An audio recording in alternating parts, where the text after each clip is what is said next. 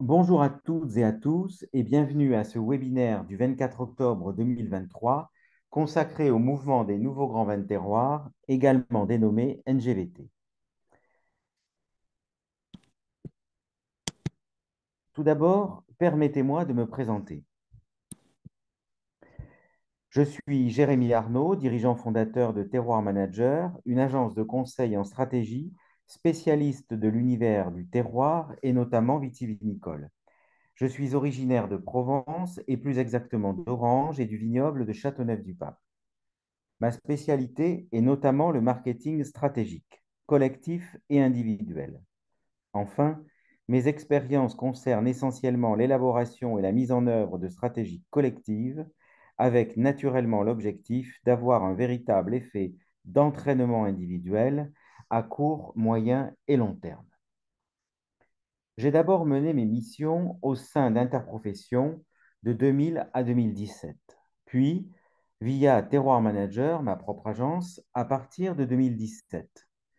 Finalement, depuis 2000, j'ai apporté ma contribution à de nombreux collectifs vitivinicoles. La Provence, Cahors, le Beaujolais, Faugères, l'Anjou-Saumur, l'Association internationale des rosés de terroir, Saumur et plus récemment Gaillac et Pic-Saint-Loup, mais aussi désormais le mouvement des nouveaux grands vins de terroir, à propos duquel je vais vous parler maintenant.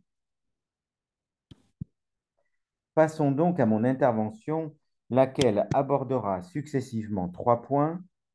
Premièrement, il va s'agir de dire et de montrer que le contexte actuel est favorable à l'émergence et au développement des nouveaux grands vins de terroir. Bref, et pour le dire autrement, à nouvelle époque, nouveaux grands vins. Deuxièmement, il convient ici de commencer à raconter le concept de nouveau grand vin de terroir en ce qu'il occupe un positionnement spécifique, stratégique et marketing dans l'univers des vins en général et de terroir en particulier.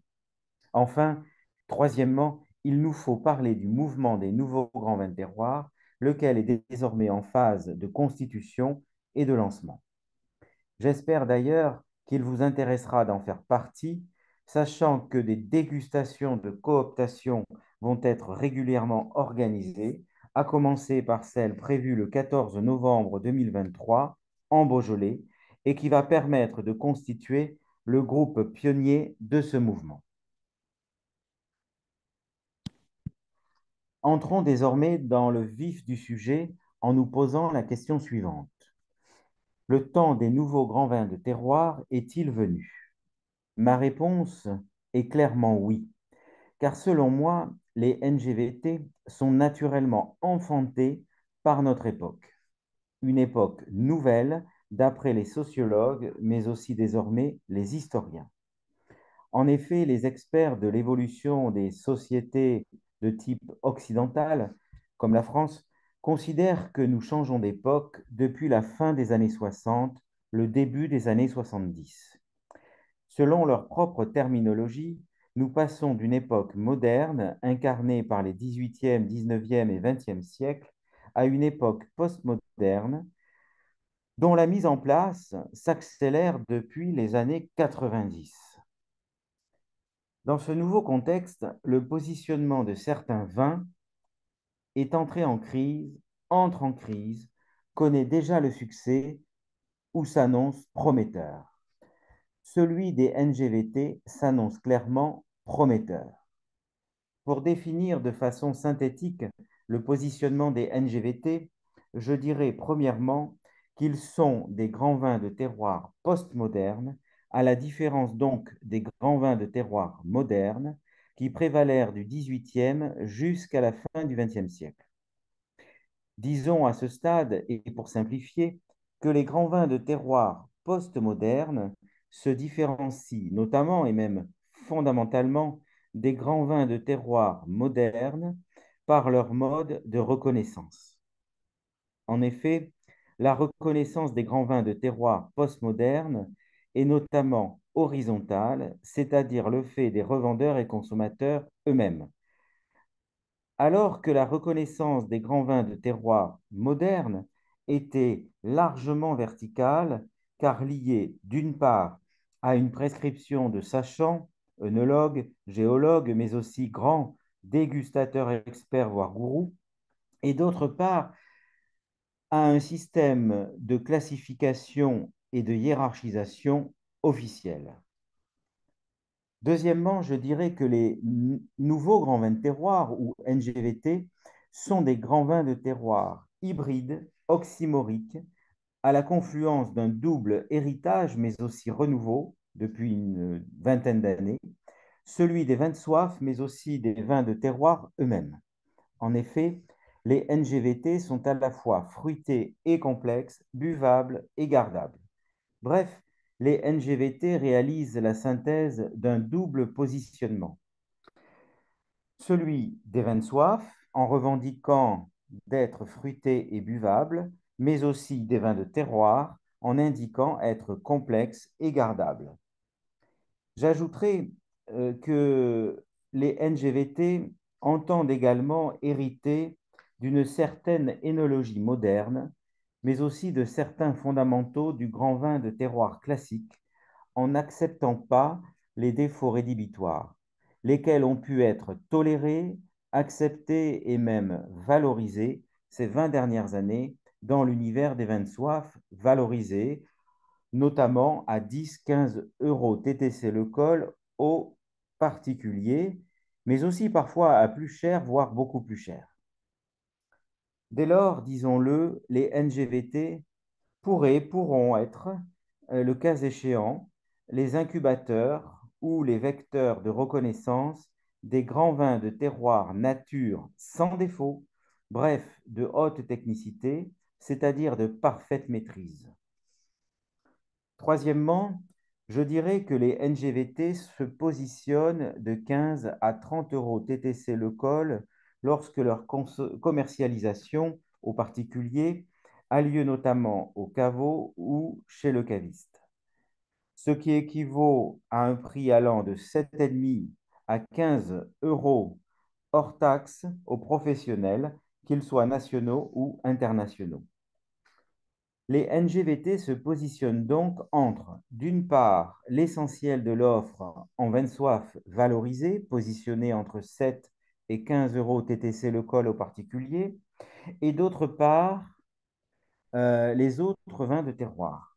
De niche tout d'abord, avec les vins de terroir d'exception, positionnés de 30 à 50 euros TTC le col aux particuliers, et de niche ensuite avec les vins de terroir de collection, positionnés à 50 euros TTC et plus le col aux particuliers.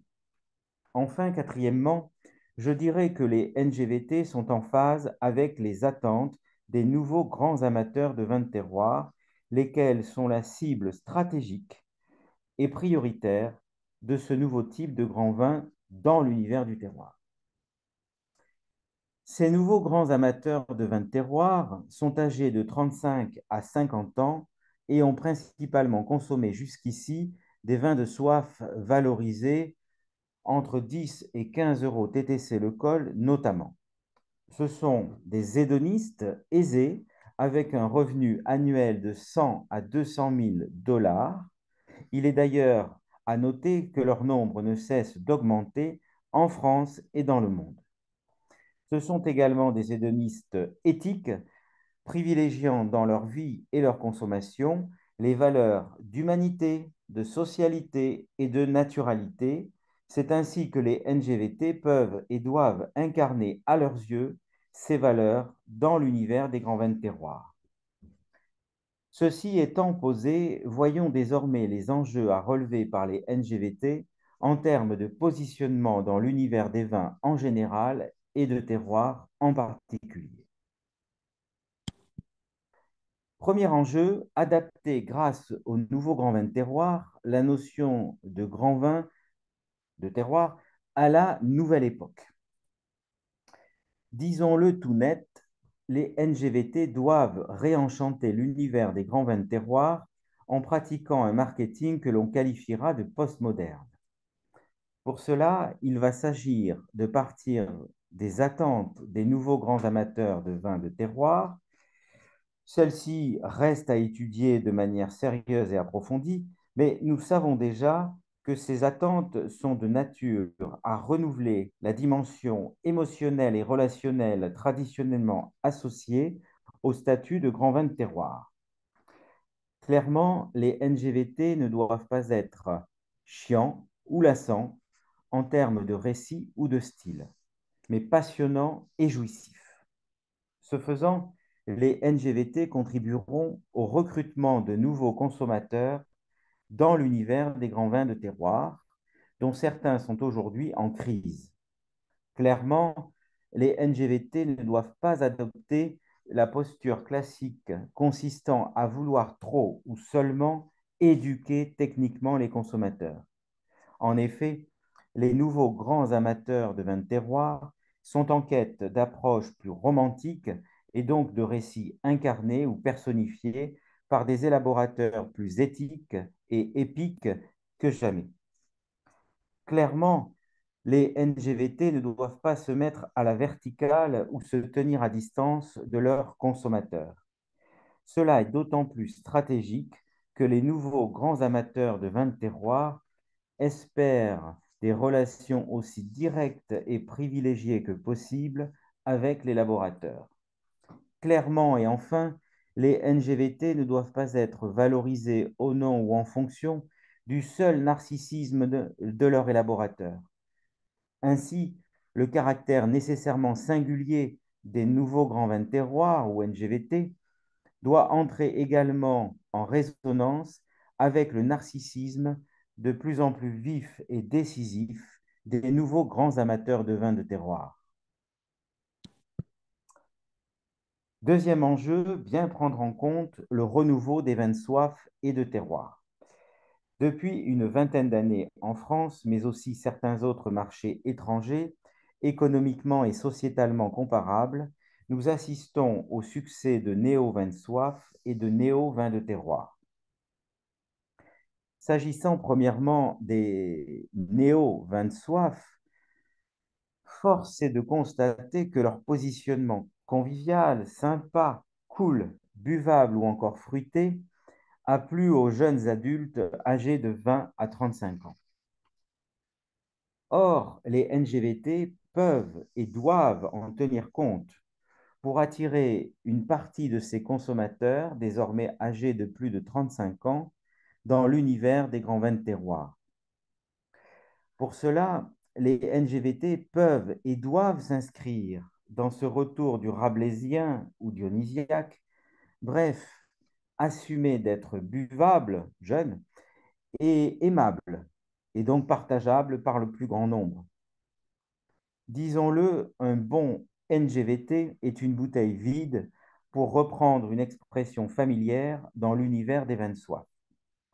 Toutefois, il ne s'agit pas, pour les NGVT, d'adopter des packagings fantaisistes qui, pour le coup, doivent rester propres à l'univers des vins de soif.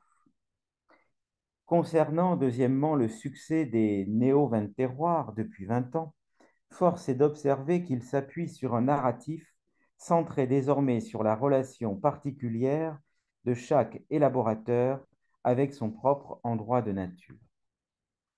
Il y a même désormais une compétition narrative entre les élaborateurs plus engagés, plus passionnés et plus transparents que jamais. Une prescription plus horizontale et moins verticale anime, voire exacerbe cette compétition via les réseaux sociaux, mais aussi certains revendeurs prescripteurs. Or, les NGVT peuvent et doivent en tenir compte pour déclencher l'intérêt des nouveaux grands amateurs de vins de terroir qui, en plus d'avoir quelque chose en eux de rabelaisien, veulent s'émouvoir de l'épopée des vignerons au contact de la nature et bien sûr aussi de leur talent, voire génie, en tant que mixologue de leur terroir. Dès lors, pour les nouveaux grands amateurs de vins de terroir, le concept de typicité générale appliqué à une aire géographique donnée peut s'avérer lassante.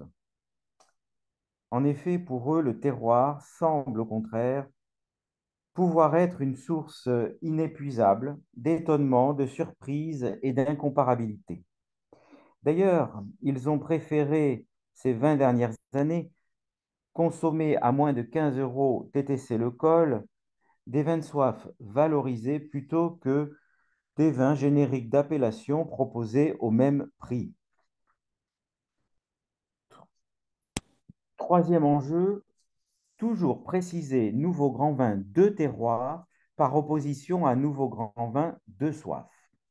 En effet, l'univers du terroir n'a pas plus le monopole de la notion de grand vin. L'univers de la soif en propose aussi.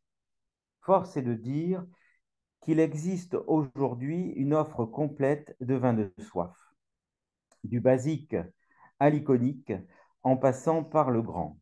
Bref, les vins de soif sont devenus une offre à part entière et valorisable à tous les niveaux de prix, avec désormais de grands vignerons, mais aussi de grands amateurs en la matière.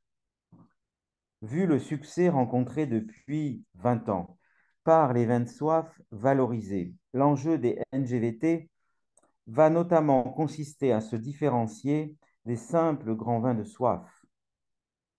En effet, une certaine confusion s'est installée dans les gammes des producteurs, mais aussi dans l'esprit des consommateurs, avec des cuvées de grands vins de soif qui se vantent d'exprimer le terroir quand il n'en est rien. En un mot, la différence entre un grand vin de soif et un nouveau grand vin de terroir, ce n'est pas tant la buvabilité, la fruitabilité, mais la complexité liée au terroir précisément.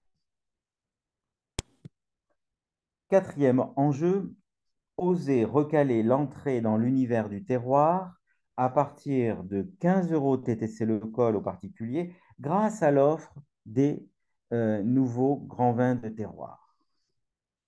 Vu le succès grandissant des vins de soif valorisés jusqu'à 15 euros TTC notamment, la stratégie d'offre du leader en production comme en commercialisation consiste à positionner les vins de terroir à partir de 15 euros TTC désormais. Ce recalage acte d'une part qu'il vaut mieux élaborer des vins de soif valorisés même sous appellation, le cas échéant, que des vins génériques d'appellation plutôt standards, simples, même s'ils évoquent également le terroir, mais en le galvaudant. Et d'autre part, qu'il vaut mieux proposer de véritables vins de terroir à partir de 15 euros TTC le col aux particuliers.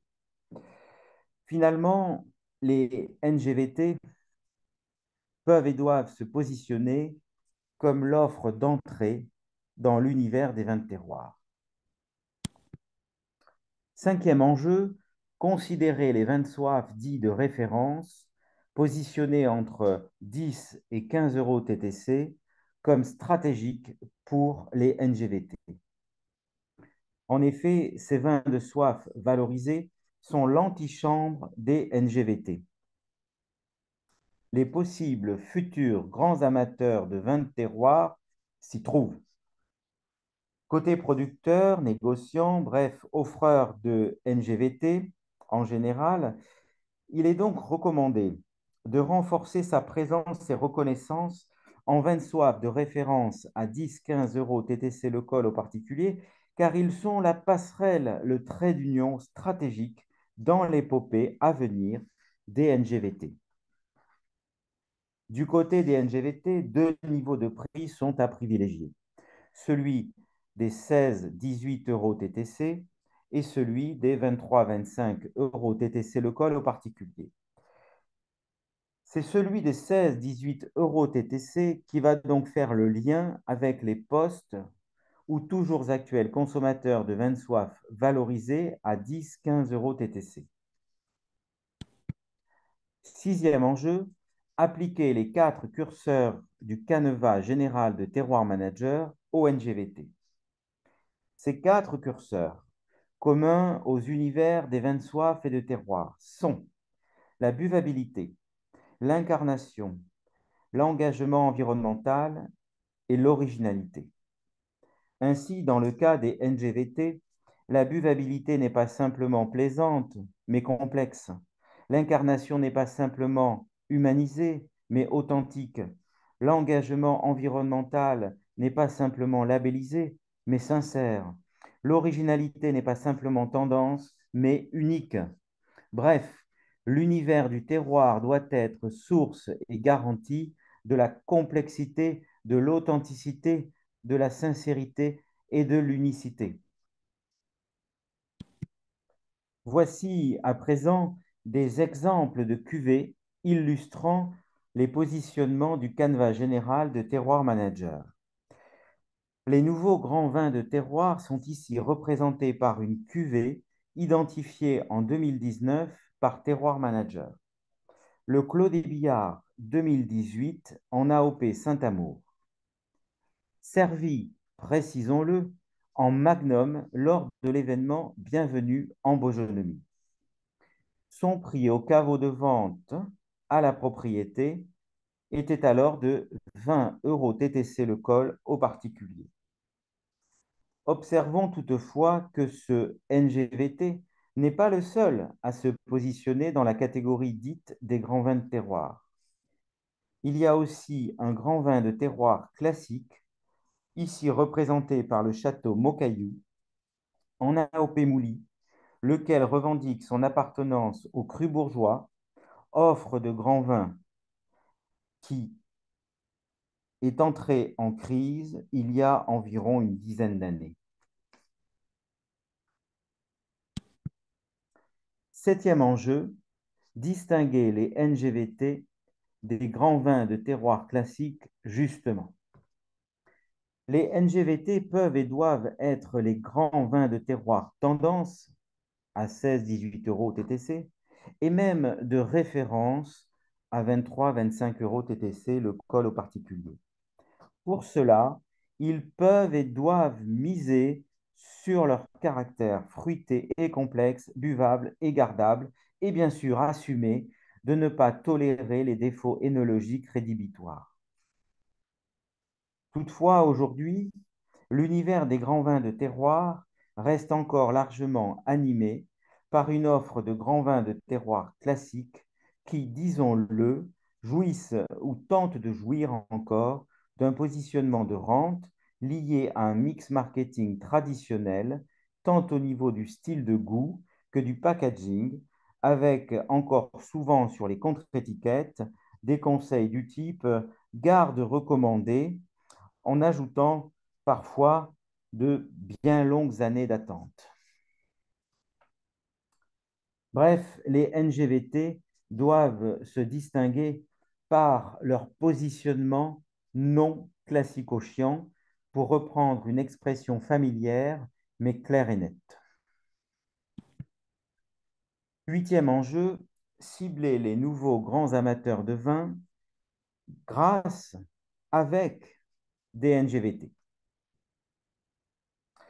Les NGVT peuvent et doivent permettre de conquérir et même de générer de nouveaux grands amateurs de vin de terroir, et ce par leur positionnement hybride, redisons-le, et donc un marketing in fine un peu jésuite, avouons-le.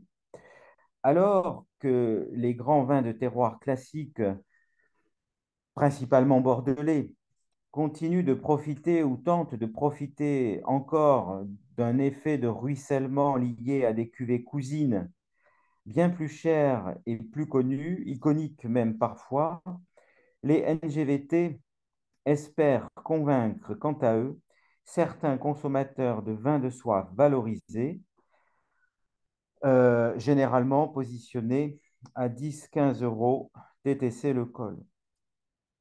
En étant à la fois élaborateur de vins de soif de référence justement à 10-15 euros TTC et de NGVT à notamment 16-18 euros TTC, le col au particulier, certains vignerons et négociants ont enclenché ou vont enclencher ce processus de recrutement. On peut également imaginer que certains élaborateurs de grands vins de terroir classiques se mettent aussi à proposer des NGVT, car de plus en plus tendance. Neuvième enjeu, distinguer le fruité dit complexe des NGVT des fruités juste racés ou plus complexes. Force est de dire que la nouvelle époque favorise les vins dits fruités, et ce, quel que soit leur univers de soif ou de terroir, mais aussi leur niveau de prix. Or, on se souvient que jusqu'aux années 2000, le mot fruité était, n'était vraiment utilisé que pour caractériser et valoriser les vins simples, d'entrée de gamme et généralement de soif. Aujourd'hui, ce caractère fruité est devenu socle et finalement se décline dans les univers de soif et de terroir et selon l'ambition de chaque cuvée. Ainsi, il convient de pouvoir distinguer le fruité complexe des NGVT avec le fruité juste racé des vins de soif de référence, mais aussi avec le fruité plus complexe des vins d'exception. Si les vins de soif de référence vont racer leur fruité en exprimant le caractère de leur cépage, et je pense au Gamay du Beaujolais ou au Malbec de Cahors, par exemple, les NGVT vont apporter de la complexité à leur fruité grâce notamment à l'expression de certains micro-terroirs, parcelles ou lieux-dits. Dans le cadre des nouveaux vins de terroir d'exception, cette quête de complexité va même pouvoir être poursuivie grâce à l'identification de lieux-dits d'exception, comme par exemple à Sancerre, qui, dans sa gamme, différencie des lieux-dits tels que le chêne marchand, euh, plus valorisé que d'autres, comme par exemple le vallon. Sancerre a sans doute, en ce sens, créé la logique de lieu-dit d'exception. Mais le moment venu également, on pourra pousser cette quête de complexité par l'assemblage de certaines parcelles ou lieux-dits. Dixième enjeu, développer des NGVT rouges, blancs et même rosés.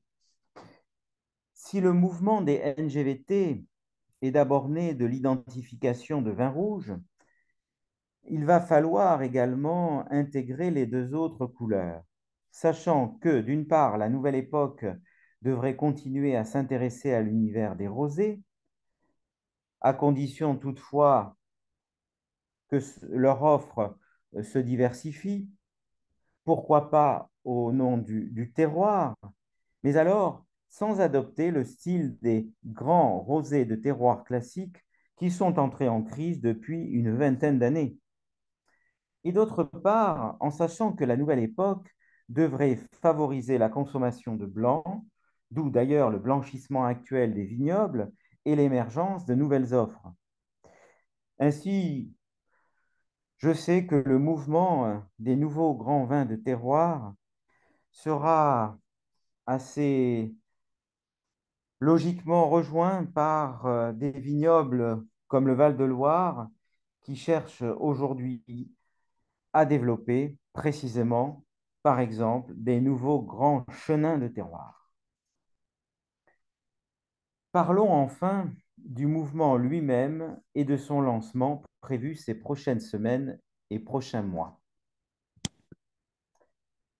Alors le temps est venu de développer les NGVT en termes d'offres, bien sûr, mais aussi de promotion en les rendant plus visibles.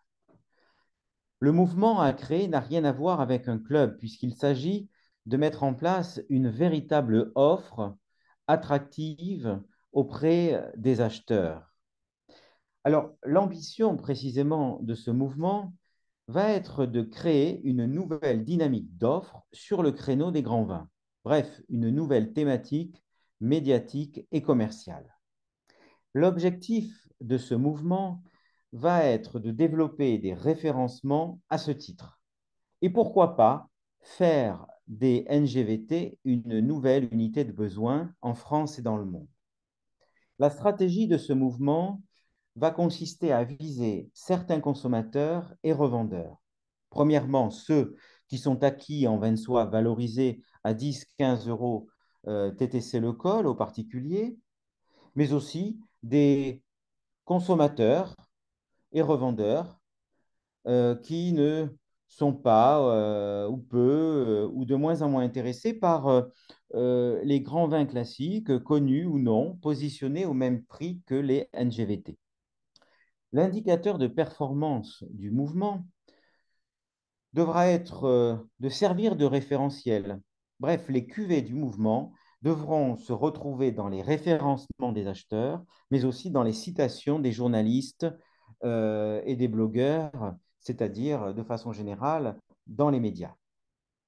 L'action du mouvement, enfin, va consister à créer, animer, développer une communauté B2B sur la thématique précisément des NGVT.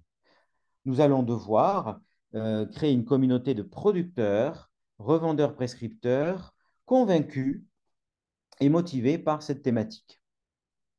Pour cela, il va falloir organiser des dégustations professionnelles, alors de deux types, de cooptation en interne pour bien sûr augmenter le nombre des membres du mouvement et ainsi montrer que l'offre peut être toujours plus conséquente et il y a bien donc matière à faire du business, pour parler familièrement. Et puis des dégustations professionnelles de promotion, c'est-à-dire en externe, pour bien évidemment faire découvrir ces cuvées à des acheteurs et à des prescripteurs. Alors, ce mouvement est en réflexion, gestation depuis finalement un certain nombre d'années, depuis 2019. Une réflexion cadre a été en effet menée à cette époque-là par Inter-Beaujolais et Terroir Manager, euh, car le vignoble du Beaujolais se posait la question de savoir si, pour sa montée en gamme et la création du haut de gamme en Beaujolais, du futur nouveau haut de gamme en Beaujolais, il allait juste s'agir de reprendre finalement un schéma de grand vin de terroir classique, ou bien si par la nouvelle époque, il y allait avoir la possibilité de prendre une autre voie et donc de partir dans ce que l'on a appelé les nouveaux grands vins de terroir, d'où la naissance du concept à ce moment-là. Naturellement, le Covid a interrompu cette réflexion qui a repris à partir de 2022 et jusqu'à aujourd'hui à travers des dégustations de tests. Il s'est agi de valider, identifier concrètement des NGVT en sollicitant à ces occasions des œnologues, des sommeliers, des journalistes et de tout profil, classique à tendance. Alors, c'est ainsi qu'en janvier 2022, une dégustation a eu lieu chez De Renoncourt Consultants. Se trouvaient là des œnologues plutôt et essentiellement donc de la nouvelle génération. Ensuite, une dégustation a été réalisée, c'était en mai 2023, chez Vignes et Vins Conseil en Beaujolais. On s'est à nouveau retrouvé là en dégustation entre œnologues, mais plutôt de toutes les générations. Et puis enfin, en août 2023, chez Eno 46, un cabinet d'énologie également, dans le vignoble de Cahors, une dégustation a été organisée, mais alors différemment, puisque ont été réunis des œnologues, des sommeliers, des journalistes classiques à tendance, et donc plus de profils diversifiés. Et là, en août 2023, nous avons compris une chose, c'est que finalement, au regard des notes, commentaires associés au vin, et qui n'étaient d'ailleurs pas dans ces dégustations, et celles notamment d'août 2023, que des NGVT, il a été possible de constater que les NGVT finalement mettaient d'accord, faisaient l'unanimité entre des profils de dégustateurs différents, voire très différents. Et là, cette conclusion, nous l'avons bien en tête parce que, évidemment, les NGVT vont avoir une force de frappe en étant rassembleurs en termes de consommateurs. Enfin, une dégustation constitutive va être organisée le 14 novembre 2023 en Beaujolais, avec cette fois-ci un objectif très important, puisqu'il va s'agir de valider un groupe pionnier, celui qui va donc démarrer le mouvement, et ce, en présence d'un nouveau type de dégustateurs, des acheteurs, des acheteurs de grands vins, des acheteurs de vins d'exception et de vins de collection. Ils seront donc présents en même temps que des œnologues, des sommeliers, des journalistes, et je le répète, de tout profil classique à tendance.